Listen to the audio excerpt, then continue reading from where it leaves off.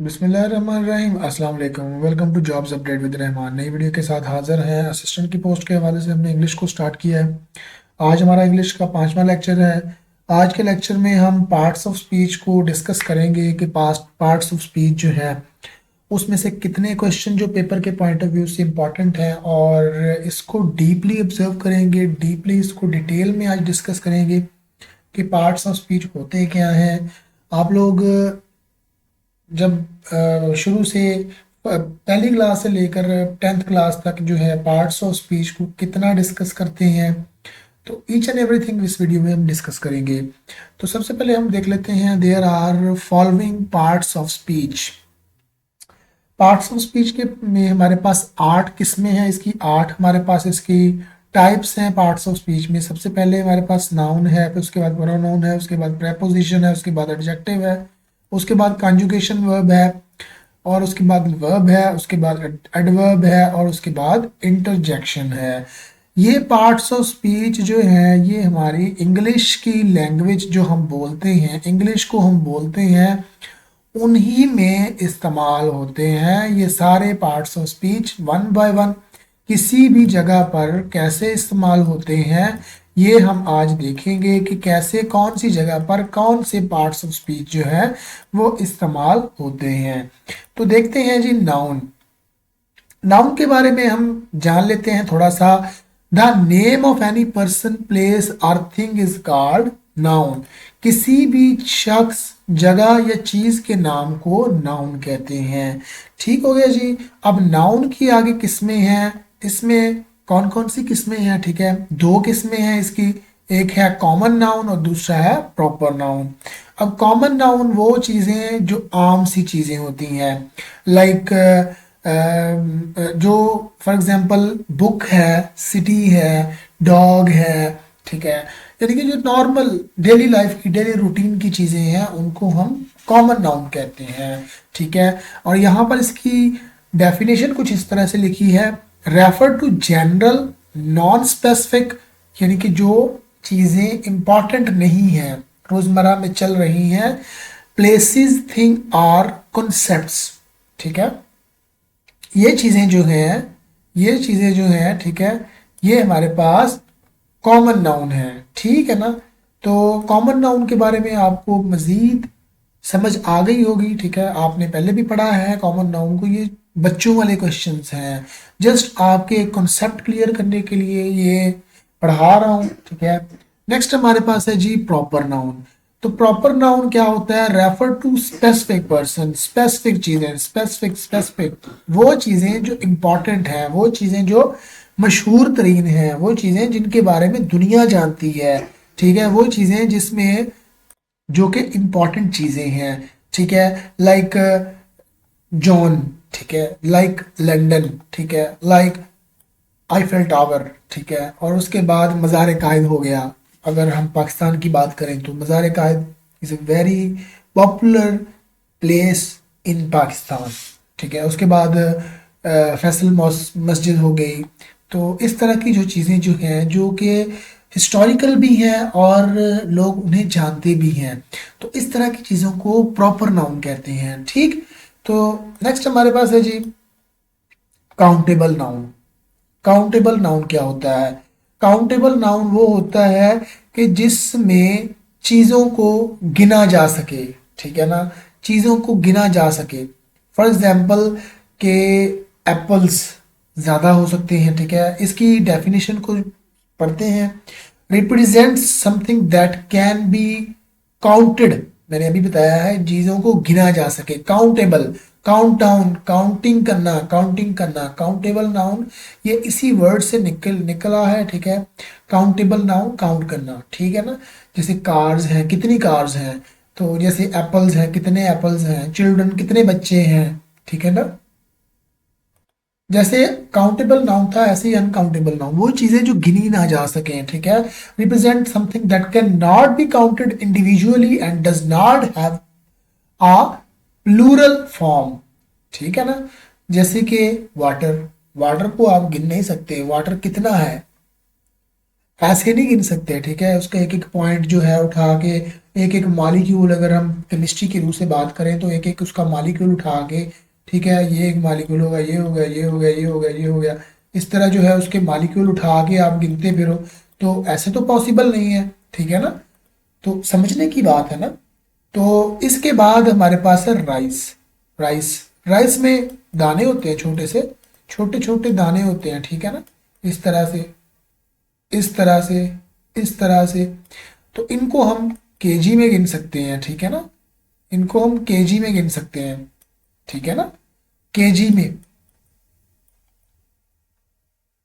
KG में गिन सकते हैं, right.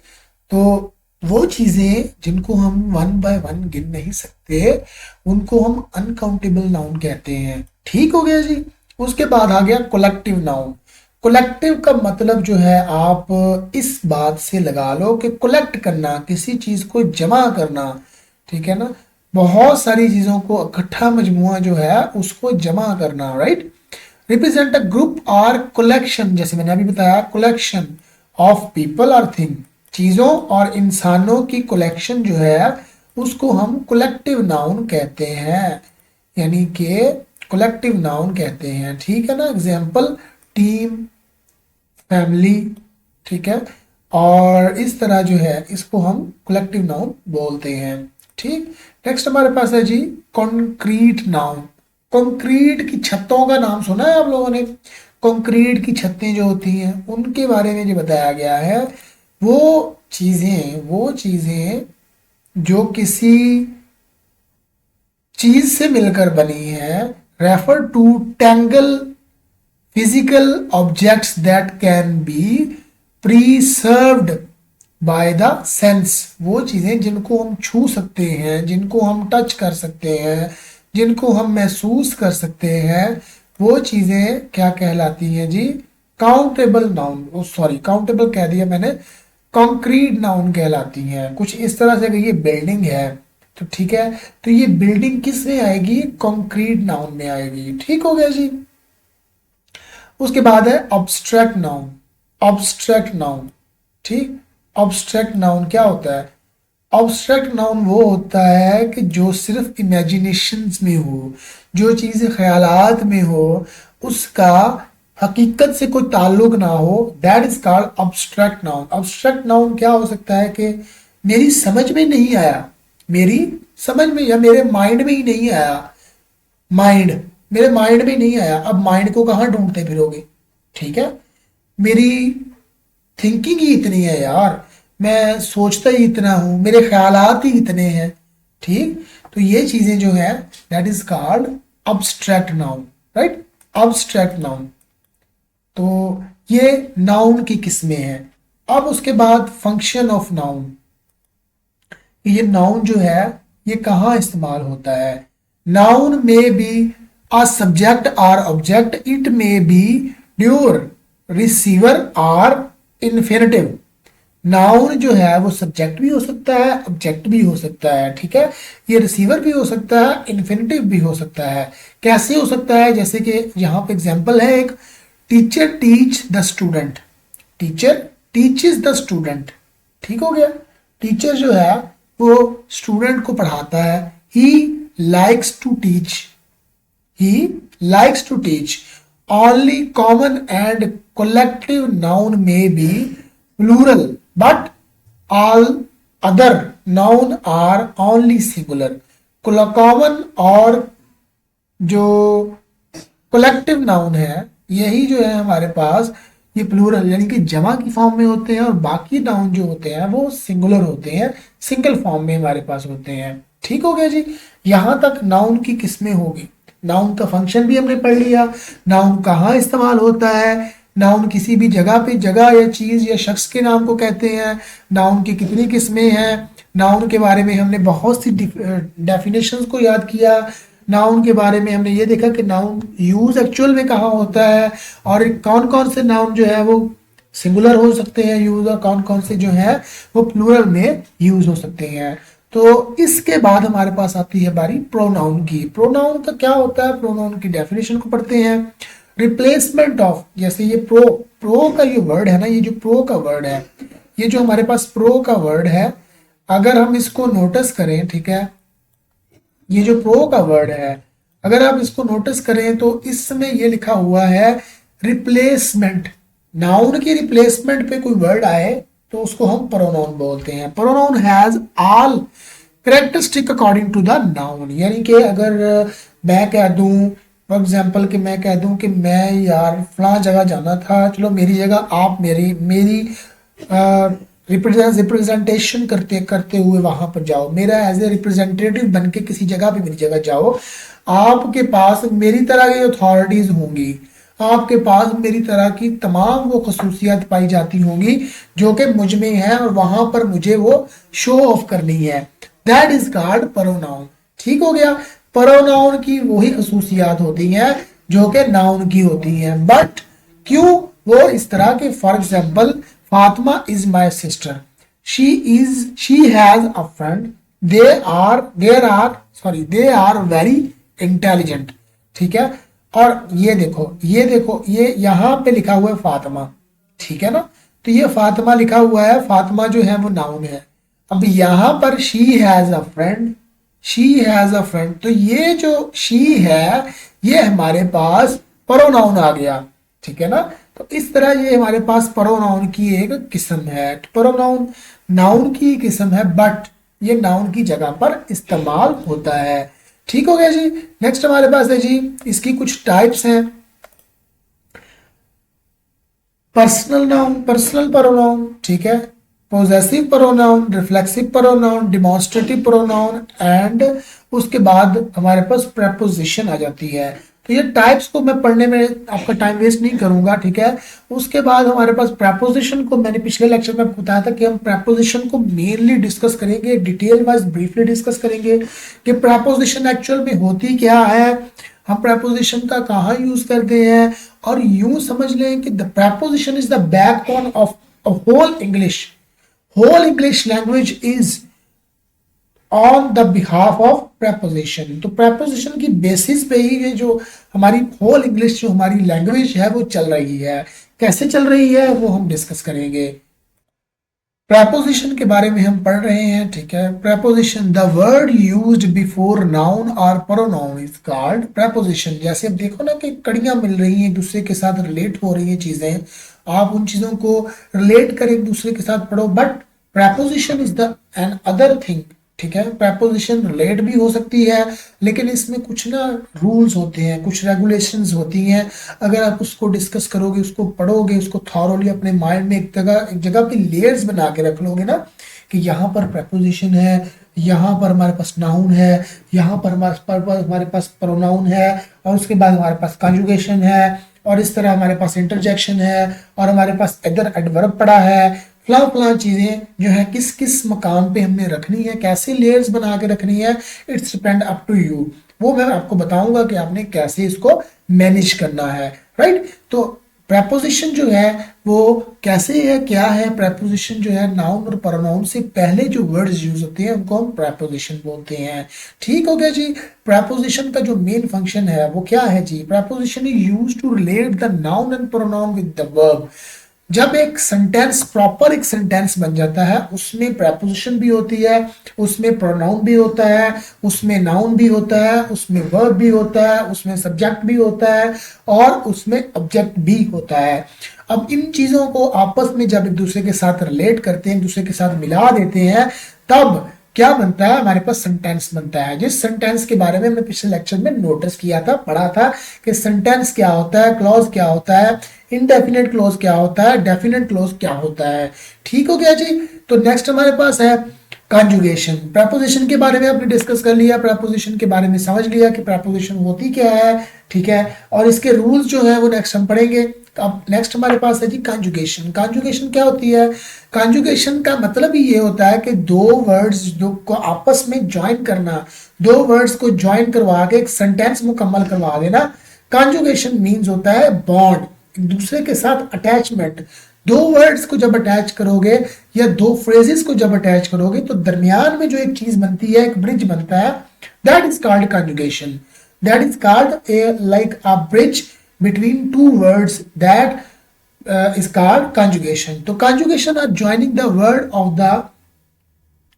or phrases, clause and sentences. Clause and sentences. For example, we shall meet at, यहां पर at जो है at office or cafeteria, ठीक है ना, ये जो हमारे पास at है, ठीक है, हम मिलेंगे, यहां पर फिक्रा मुकम्मल हो गया, ठीक है। at जो वर्ड है दैट इज कॉल्ड कंजुगेशन, ठीक है ना, ये कंजुगेटेड वर्ड है जो दोनों के दरमियान राब्ता कायम कर रहा है। ऑफिस या कैफेटेरिया के दरमियान जो है राब्ता कायम कर रहा है कि वो मिलेंगे, कहां पे मिलेंगे, यहां पर एक फिक्रा मुकम्मल हो रहा है, बट यहां पर जब एक पॉइंट बन जाता है, कंजुगेटेड पॉइंट बन जाता है, तब नेक्स्ट हमारे पास क्या आ जाता है कि ऑफिस या फिर क्राइटेरिया, यहां पर कैफेटेरिया, सॉरी ये जो कैफेटेरिया है, ठीक है, ये ऑफिस है, यहां पर एक पॉइंट बन जाता है, दोनों के दरमियान ये एक कंजुगेटेड पॉइंट बन जाता है, दैट इज कॉल्ड कंजुगेशन। आपको होप सो समझ आ गई होगी, ठीक है। अब नेक्स्ट हम चलते हैं जी इसकी टाइप्स के ऊपर। टाइप्स क्या है जी, कोऑर्डिनेटिंग कॉन्जुगेशन, ठीक है ना। कोऑर्डिनेटिंग कॉन्जुगेशन का मतलब क्या होता है, connects equal grammatical elements, for example but और, ठीक है ना। जैसे कि अभी फॉर एग्जाम्पल मैं आपको समझाता हूं कैसे बट और को हमने एक दूसरे के साथ रिलेट करना है। He is intelligent but he is intelligent but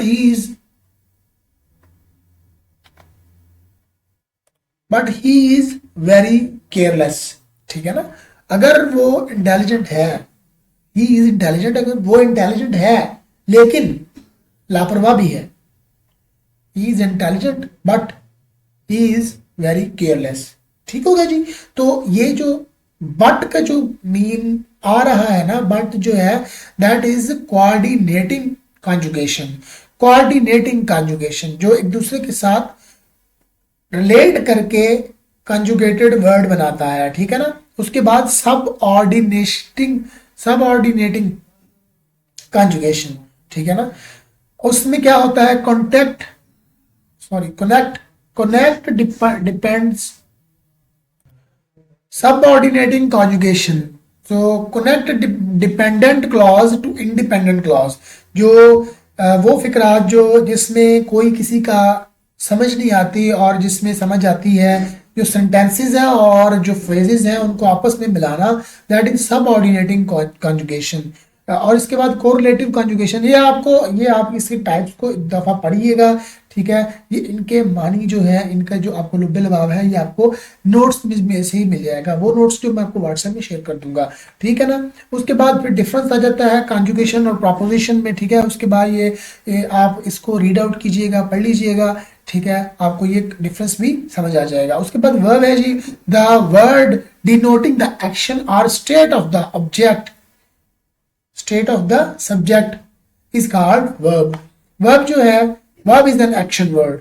ये एक छोटी सी एग्जांपल है, एक छोटी सी डेफिनेशन है। वर्ब क्या है, verb is an action word. Action mean जिसमें काम हो रहा हो, जिसकी वजह से काम हो रहा हो, जिस पर काम हो रहा हो वो सब्जेक्ट होता है, जो काम कर रहा हो वो सब्जेक्ट होता है, और जो काम किया जा रहा हो वो वर्ब होता है, ठीक है। अब इसमें वर्ब में आगे एग्जाम्पल है, ठीक है। ही reached the office on time, ये जो इसमें रीच है वो पहुंच गया, ऑफिस ऑन टाइम, वो अपने ऑफिस में वक्त पर पहुंच गया। ही इज गुड, वो अच्छा है, तो अच्छा होना तो उसकी खूबी है, इन नेचर, ठीक है, वो फितरी तौर पर अच्छा है या उसकी नेचर जो है वो अच्छी है, ठीक है ना। तो इसके बाद हमारे पास है वर्ब की आगे टाइप्स हैं जी, action verb, linking verb, auxiliary verb और ट्रांजिटिव वर्ब। अब लाजमी तो नहीं है कि जस्ट एक्शन वर्ड है और बस काम खलास, नो, ऐसा बिल्कुल भी नहीं है, ठीक है ना। इसकी काफ़ी टाइप्स हैं, ठीक है। ये जो ऑक्सिलरी वर्ब है, ट्रांजिटिव वर्ब है, इंट्रांजिटिव वर्ब है, रेगुलर वर्ब है, इर्रेगुलर वर्ब है, इनकी डेफिनेशंस को आप एक बार खुद से रीड आउट कीजिएगा, ठीक है। और ये आपको समझ आएंगी। आप इनके बारे में अगर कोई भी क्वेश्चन हो तो आप पूछ सकते हैं। ठीक हो गया जी। उसके बाद हमारे पास आता है जी एडजेक्टिव, इसम सिफ्त। किसी भी एडजेक्टिव को इस तरह से डिस्कस कर सकते हैं कि adjective are describing words, it describes the noun and pronoun.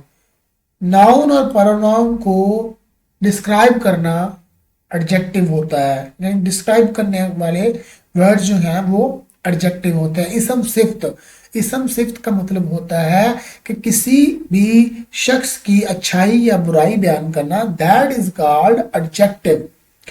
वो वर्ड्स जो किसी भी इंसान या जानवर की अच्छाई या बुराई बयान करें, दैट इज कॉल्ड एडजेक्टिव्स। ठीक हो गया जी।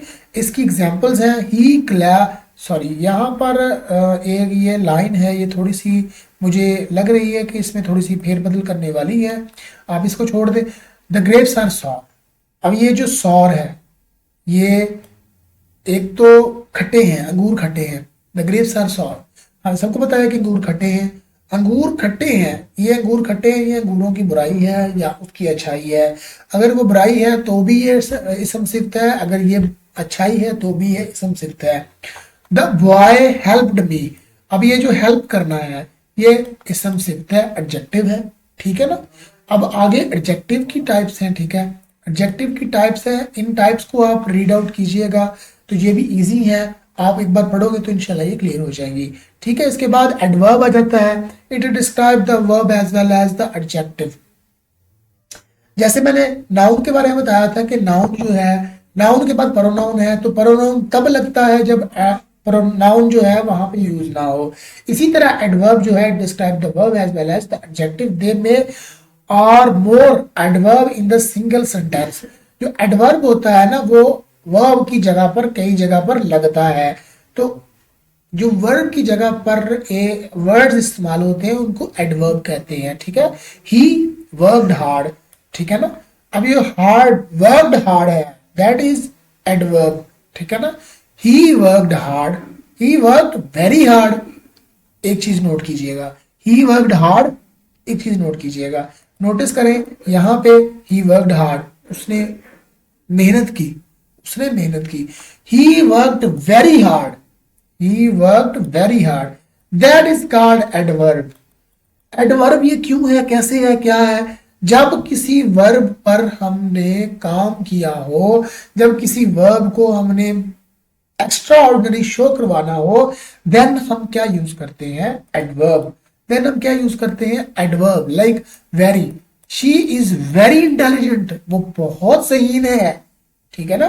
तो इसके बारे में नोट डाउन करें, ये पेपर के पॉइंट ऑफ व्यू से इंपॉर्टेंट है। ठीक है, तो ये सारी की सारी जो ग्रामर है इसी की बेसिस पे ही इंग्लिश जो है हमारी चलती है। ठीक हो गया जी। उसके बाद इसकी कुछ टाइप्स हैं, descriptive adverb, interrogative adverb, relative adverb. ठीक है, उसके बाद फिर कॉन्जुगेटिव एडवर्ब, उसके बाद इंटरजेक्शन। और ये इंटरजेक्शन जो है इसकी टाइप नहीं है, ये एक अलग पॉइंट है। Interjection mean express our feeling और emotion, there are called exclamation words. Interjection का मतलब वो होता है कि वो जिसमें किसी भी इंसान या किसी भी बंदे की एक्सप्रेशन को ज़ाहिर किया जाए, चाहे वो सैड है, चाहे वो खुश है, चाहे वो खामोश है, चाहे वो हैरान है, चाहे वो कुछ भी, एनीथिंग एल्स, कुछ भी है। ठीक है, तो उसमें क्या है जी, इंटरजेक्शन इस्तेमाल होता है। इंटरजेक्शन जो है वो फीलिंग्स जो है उनको एक्सप्रेस करने के लिए, फीलिंग्स को एक्सप्रेस करने के लिए जा इस्तेमाल होता है। इसकी एग्जांपल्स को हम देखते हैं। हुर्रा, हुर्रा, ये जो हुर्रा है ना, तो ये एक इंटरजेक्शन है। कैसे इंटरजेक्शन है कि इसका मतलब ये है, hurrah I pass the paper, यानी कि मैं बहुत खुश हूं कि मैंने पास कर लिया paper. Ah I lost my friend, ah इसका मतलब होता है कि दुख का इजहार करना। Ah I lost my friend. ठीक है, तो यहां पर जो है इंटरजेक्शन यूज होते हैं। तो ये जो है इंपॉर्टेंट पॉइंट्स थे जो मैंने आपसे डिस्कस किए, आपको समझाए। तो उम्मीद है ये आप लोगों को समझ आ गई होगी। तो आज का लेक्चर इतना ही, कल हम पढ़ेंगे जी करेक्ट यूज ऑफ आर्टिकल। ठीक है, करेक्ट यूज ऑफ आर्टिकल पढ़ेंगे और उसका जो है इंग्लिश में क्या रोल है और हमारी ग्रामर में इसका क्या रोल है, इसमें से कौन कौन से क्वेश्चन जो है वो इम्पोर्टेंट हैं वो डिस्कस करेंगे। इस तरह का सवाल जो है पेपर में आ सकता है, और इसको पढ़ के आप अगर कोई अपनी तरफ से कोई क्वेश्चन पेपर में आता है तो उसको कैसे सॉर्ट आउट करेंगे, राइट। तो ये था जी आज का लेक्चर। उम्मीद है आप लोगों को समझ आ गई होगी। मजीद वीडियोस के लिए जॉब्स अपडेट विद रहमान को सब्सक्राइब करें। नई जॉब्स की तैयारी और अपडेट के लिए दिए गए व्हाट्सएप नंबर पर रब्ता करें। अपना बहुत सारा ख्याल रखिएगा। मिलते हैं नेक्स्ट वीडियो में। Thank you so much.